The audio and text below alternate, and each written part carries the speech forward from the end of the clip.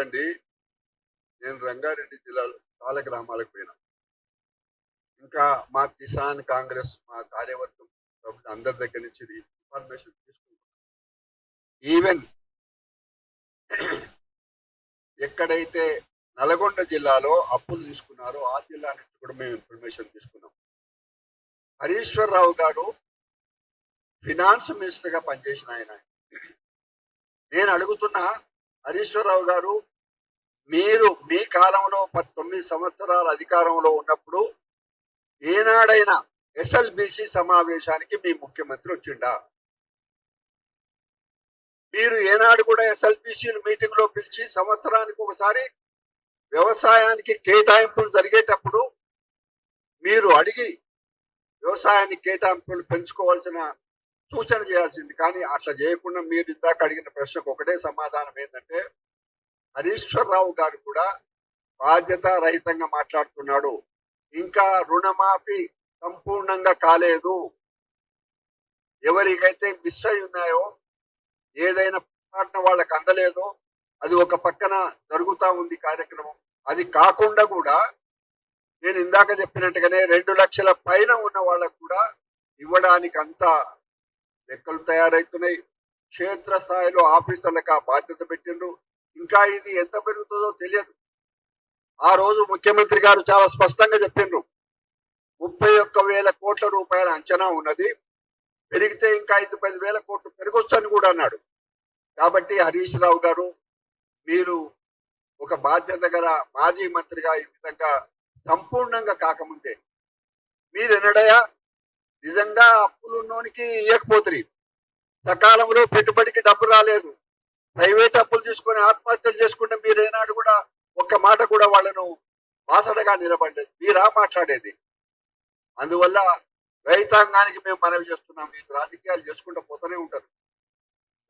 తెలంగాణలో ఉన్న రైతాంగం అంతా కూడా మా ముఖ్యమంత్రి గారు, మా ప్రభుత్వము రైతును రాజు అనే స్థాయికి తీసుకురావడానికి, ఆయనకు అన్ని విధాల ఆర్థికంగా అండగా నిలబడడానికి మా ప్రభుత్వం అన్ని విధాలుగా ప్రాధాన్యత ఇస్తుంది. ఎవరు కూడా మీరు రైతాంగం తొందరపడకండి.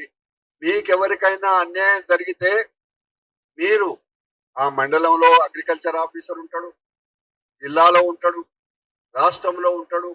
మీరు దరఖాస్తులు ఇవ్వండి. మేము కూడా ఇక్కడ ఉన్న వాళ్ళం, మేము కూడా ఒక ప్రతిపక్ష పాత్రగా మేము కూడా రైతాంగం పక్కన మేము రోజు బయట మాట్లాడకపోవచ్చు, కానీ మేము కూడా రోజు అగ్రికల్చర్ మినిస్టర్ గారితో మాట్లాడుతున్నాం, ఫినాన్స్ మినిస్టర్ గారితో మాట్లాడుతున్నాం. మేము కూడా రైతాంగం పక్కన మేము అన్ని విధాలుగా వాళ్ళకి అందరినట్టు కాంగ్రెస్ పార్టీ శ్రేణులంతా పనిచేస్తున్నాయి, ఎమ్మెల్యేలంతా పనిచేస్తుందనే మాట నేను మనవి చేస్తా ఉన్నాను. ఆయన అది బ్యాంకులలో పద్ధతి ఉండదు. ఎట్లుంటదంటే, రుణమాఫీ అన్నప్పుడు అది మొత్తం ఖాతా క్లోజ్ కావాలి, బాకీ కింద ఉండదు. బాకీ ఉంటే ఏమవుతుంది, ఆ బ్యాంకు వాళ్ళు దానిపైన ఇంట్రెస్ట్ వేస్తారు. ఇది వాస్తవం చెప్తున్నా, నవ్వేది కాదు. ఆ బ్యాంకులో ఒక రైతు ఉంటే, ఓ కోదండరెడ్డి గారి పేరు మీద 2 లక్షల పైన ఉంటే, 2 లక్షలు ప్రభుత్వం ఇచ్చిన తర్వాత మీద ఎంతున్నా కూడా దాని మీద ఇంట్రెస్ట్ జరుగుతుంది. అది అకౌంట్ రేపు రాను రైతుకి ఇబ్బందికరంగా ఉంటది. అందుకే ఇవన్నీ ఆలోచన చేసి భవిష్యత్తులో ఏ రైతు కూడా ఇబ్బంది రావద్దు అనే మాటతో చేసిన ప్రయత్నాలు తప్పిస్తే, రైతుకి బాసటగా నిలబడడానికి ఏదేమైనా కూడా ఇచ్చిన మాట ప్రకారంగా ఇది కానీ, రైతు భరోసా విషయంలో కూడా ఇప్పటికే జిల్లాలలో మంత్రివర్గంలో కేబినెట్ కమిటీ అంతా తిరిగింది, దాన్ని కూడా తయారవుతున్నాయి.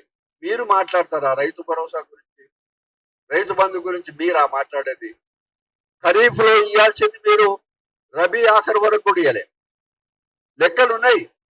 మీరు అధికారంలో లేకపోవచ్చు, అగ్రికల్చర్ ఆఫీస్ లో లెక్కలు ఉన్నాయి. మీరు ఎప్పటిదాకా రుణమాఫీ, రైతు బంధు ఎప్పటిదాకా ఆలస్యం చేసిండ్రు? ఇవన్నీ లెక్కలు ఉన్నాయండి. మీరు ఒట్టిగానే గాలికి మాట్లాడి మమ్మల్ని ఏదో బదనాం చేయడానికి ప్రయత్నం చేస్తే రైతాంగం మమ్మల్నే నమ్ముతారు, కానీ మిమ్మల్ని నమ్మరు. చూడు, మీ పేరేమన్నారు? చూడు నాయన, మొన్ననే శాసనసభ సమావేశాలు జరిగేటప్పుడు ఈ రాష్ట్రంలో ఒక చట్టం ఉంది, మనీ లెండింగ్ చట్టం అని ఉంది. మనీ లెండింగ్ చట్టం అంటే ప్రైవేటు వ్యక్తులు ఎవరైనా అప్పులు ఇస్తే అతనికి లైసెన్స్ ఉండాలి. ప్రభుత్వం నిర్ధారించిన ఇంట్రెస్ట్కే ఇంట్రెస్ట్ తీసుకోవాలి. ఆయన పుస్తకాలన్నీ కూడా సంవత్సరం నాడు కలెక్టర్ ఆఫీసుకు పోయి సబ్మిట్ చేయాలి, ఆడిట్ చేయించుకోవాలి. నిజంగా నువ్వు ఇచ్చిన లెక్కలన్నీ కరెక్ట్ గా ఉంటే కలెక్టర్ గారు సర్టిఫై చేసి అప్పుడు కానీ మీ లైసెన్స్ రెన్యువల్ చేయడు. తెలంగాణ రాష్ట్రం ఏర్పడ్డ తర్వాత ఆ చట్టం అమలు చేయాల్సింది గత ప్రభుత్వం చేయలే. కానీ మేము మొన్న మధ్యనే శాసనసభ సమావేశాలు జరిగేటప్పుడు ఇది రెవెన్యూ శాఖకు సంబంధించింది కాబట్టి రెవెన్యూ మినిస్టర్ గారితో మాట్లాడినప్పుడు చట్టము రూల్స్ అన్ని ఫ్రేమ్ అయి ఉన్నాయి. ఇది రేపో మాపో అది చట్టం మళ్ళీ కొత్త చట్టం ఏం కాదు, పాతదే చట్టం శాసనసభలో పెట్టాల్సిన అవసరం లేదు. కానీ విధి విధానాలను నిర్ణయం చేయబడ్డాయి. రేపటి నుంచి తెలంగాణ ప్రాంతంలో ప్రైవేట్ అప్పులు ఇచ్చే వాళ్ళు ప్రతి ఒక్కరికి కూడా లైసెన్స్ కలిగి ఉండాలి. ఇష్టారాజ్యంగా ఇంట్రెస్ట్ వసూలు చేయడానికి లేదు అనేది ఈ ప్రభుత్వం మళ్ళీ ఆంక్షలు విధించబోతున్నది. అసలైన తొలి వెలుగు. ఫాలో వాట్సాప్ @తొలి వెలుగు official.